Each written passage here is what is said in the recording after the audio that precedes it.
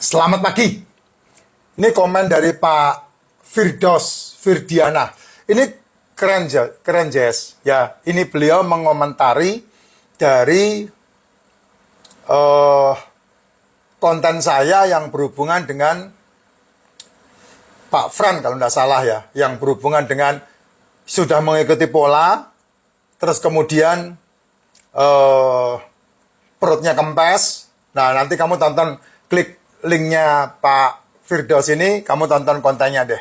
Tapi komennya beliau ini sesuatu yang berbeda. Saya akan spill, saya akan replay ya. Termasuk harus ikhlas juga Pak Jess. Kalau terpaksa, tubuh gak akan bisa beradaptasi. Tubuh manusia itu begitu cerdas. Sangat tepat. Betul sekali. Itu makanya ya Jess, hidup itu nggak usah ini, itu. Hidup itu sebetulnya sangat simpel. Ya, sangat simpel. Semua sudah ada jalurnya. Kamu pernah punya TV? Kamu bisa mindah-mindah channel TV sesuai dengan kemauan jempolmu. Nah, hidup itu juga begitu. Hidupmu itu sudah ada pemetaannya. Sudah ada hukum-hukumnya. Nah, kamu tinggal mau mengikuti hukum-hukumnya apa tidak, itu semua keputusannya ada di dalam dirimu, bukan di dalam diri saya. Tinggal masalahnya kamu mau apa tidak. Gitu. Nah, saya memberikan satu inputan untuk masuk dalam channel yang menuju kepada kesehatan. Yaitu bangun tidur minum racikan makcin. Jam 11 makan telur, 2 butir, 3 butir. Jam 3 atau jam 4 atau jam 5 makan. Seperti biasa kamu makan, sehari sekali saja. Malam harinya stop meal. Itu adalah pola hidup yang sangat-sangat sehat. Yang frekuensinya itu sama dengan hukum alam.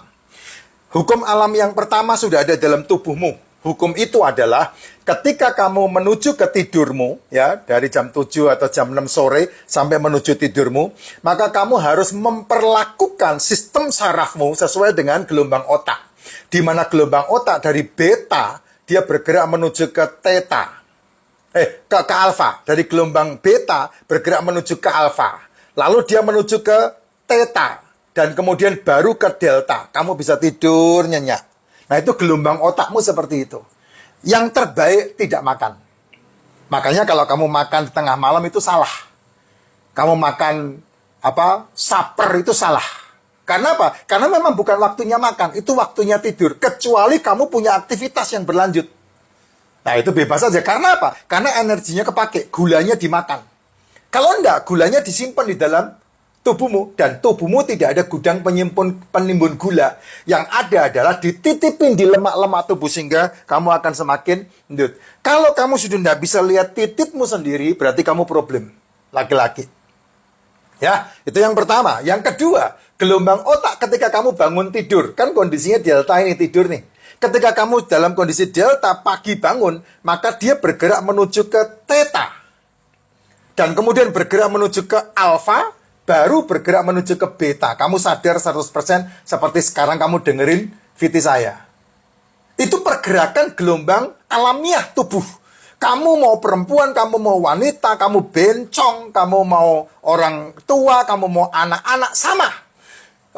Itu sebabnya saya punya cucu. Kalau saya punya, ini saya terapkan kepada anak-anak saya dulu. Nggak saya izinkan anak saya ganggu tidur saya. Caranya bagaimana? Ya ketika saya melek, dia harus melek. Nggak ada tuh zaman saya besarin anak-anak saya. Si kecil lagi tidur, nggak boleh teriak. Tuh kan bangun, ya memang harus dibangunkan, itu waktunya dia melek gitu. Nah, itu yang saya lakukan, sehingga saya tidak pernah direpotkan dengan anak-anak saya. Karena saya mendidiknya caranya mengikuti alam semesta ini punya hukum. Gitu loh Jess, itu yang nomor satu ya, nomor satu, yang ada di dalam tubuhmu sendiri. Yang kedua, kamu tidak bisa melawan hukum vibrasi.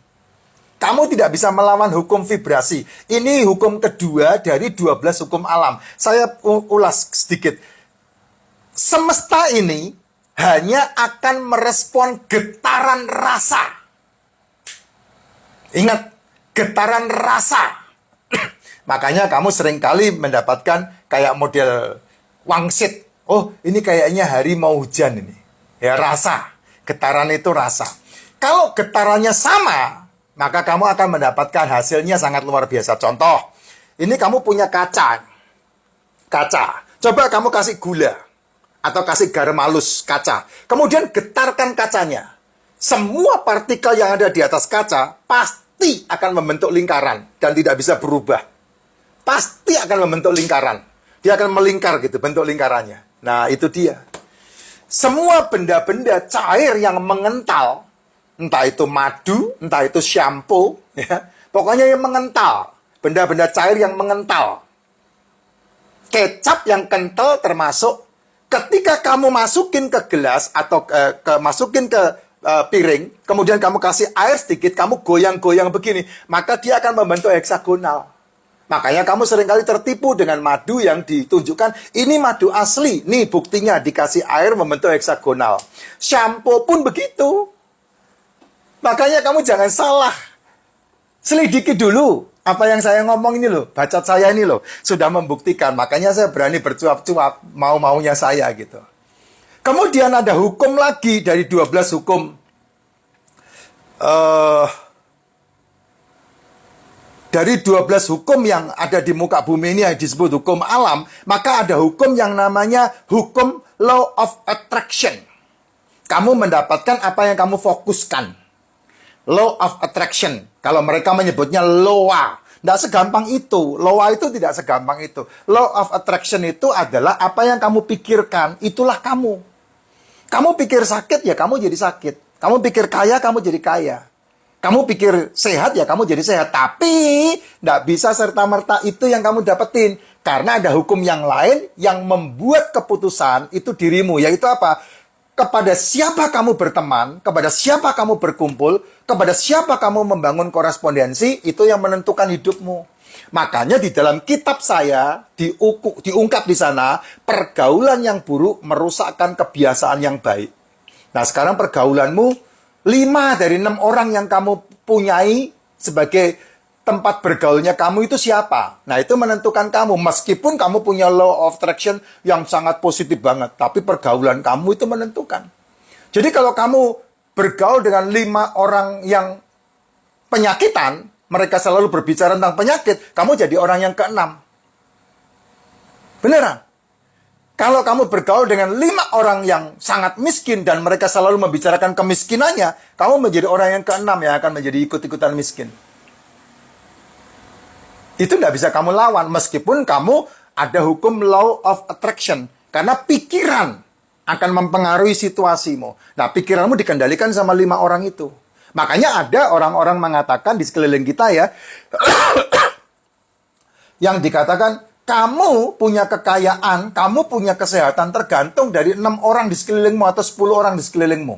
6 orang boleh, 10 orang boleh. Nah, itu yang terjadi di dirimu itu seperti itu. Law of attraction. Makanya benar ini. Tergantung dari hukum keikhlasan. Termasuk harus ikhlas betul.